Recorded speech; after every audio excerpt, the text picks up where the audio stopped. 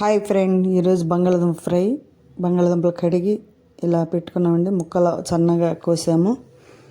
ఈ ముక్కలు కోసినవి బాండీలో కొంచెం నూనె వేసుకొని, పోపు దినుసులు వేసుకొని, ఎండుమిర్చి వేసుకొని కొంచెం వేగిన తర్వాత కొంచెం వేగాలండి. వేగిన తర్వాత కరివేపాకు వేసుకుంటే ఇంకా మంచి స్మెల్, మంచి వాసన. కొంచెం వేగిన తర్వాత మనం తరిగిన ఉల్లిపాయ ముక్కలు వేసుకున్నామండి.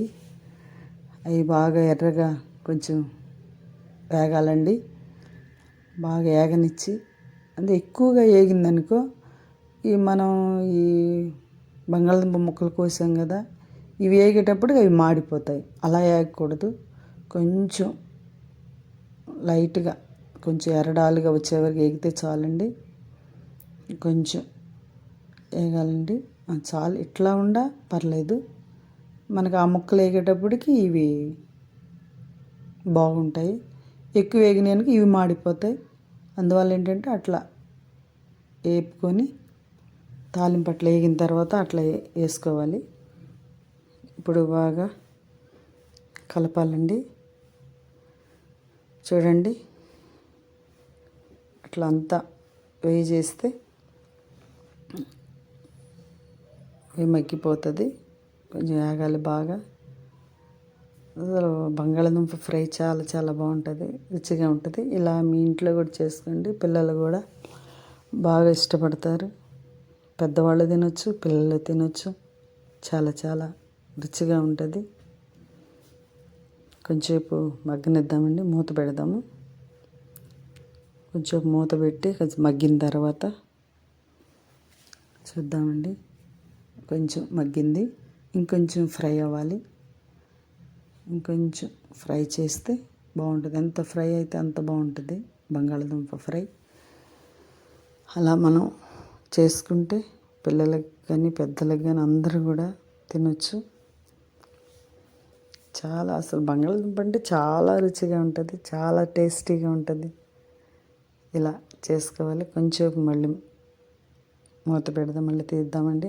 ఇంకొంచెం ఫ్రై అయింది. కొంచెం సాల్ట్ తగినంత, కారం తగినంత, పసుపు తగినంత, పసుపు అన్నీ వేసుకున్నామండి. కొంచెం మళ్ళీ దాన్ని అలా ఫ్రై చేద్దామండి. ఇంకొంచెం ఫ్రై అవ్వాలి.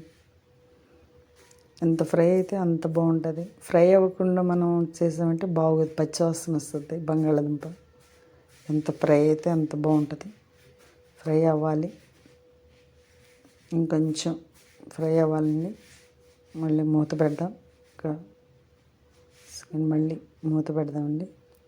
కొంచెం తీద్దాము. చూడండి, ఫ్రై అయిపోయింది. చూడండి, ఎర్రగా ఫ్రై అయిపోయింది. చాలా బాగుంటుంది. నెల్లూరు డిస్టిక్ ఫ్రై ఇలా చేసుకుంటామండి మేము. చాలా బాగుంటుంది. దాంట్లో కొంచెం చికెన్ మసాలా పొడి వేసుకుంటే ఇంకా టేస్టీగా ఉంటుంది. చూడండి, చికెన్ మసాలా పొడి వేసుకుంటే ఇంకా బాగుంటుంది. చాలా చాలా బాగుంటుంది. చూడండి, చాలా టేస్టీగా ఉంటుంది. కళ్ళకు కూడా చక్కగా ఉంటుంది. చూసేదానికి కూడా బాగుంటుంది. ఫ్రై తినాలనిపిస్తుంది. సూపర్గా ఉంటుందండి. ఇలా చేసుకోండి. ఒకసారి ఇంట్లో ట్రై చేసి చూడండి. పిల్లలు పెద్దలు అందరూ ఇష్టపడతారు. చాలా చాలా బాగుంటుంది.